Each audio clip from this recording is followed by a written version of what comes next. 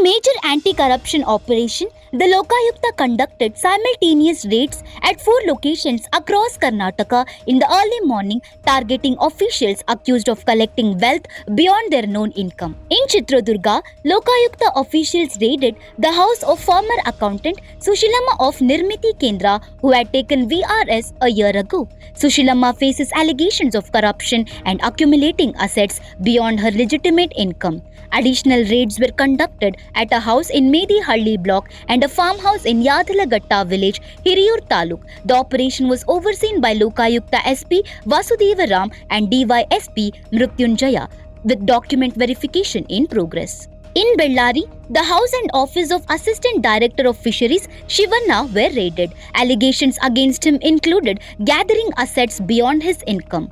The raid also involved inspection of a government Bolero car used by Shivanna, from which documents were seized. The raids covered his Siddharth Nagar residence and departmental office. In Shivamogga, Lokayukta teams raided multiple properties linked to Shobha KR, District Officer of the Backward Classes Welfare Department.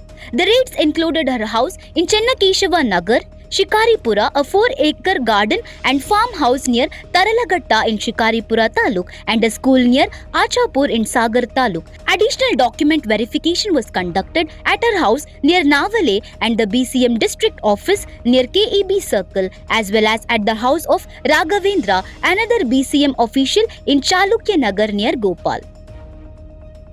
In total, the Lokayukta conducted raids in 5 teams across these districts, with officials from Davangere, Haveri and Shivamogga assisting. The operations involved thorough document verification and seizure of materials related to alleged corruption. These raids underscore the Lokayukta's ongoing crackdown on public officials suspected of financial misconduct and irregularities across the state.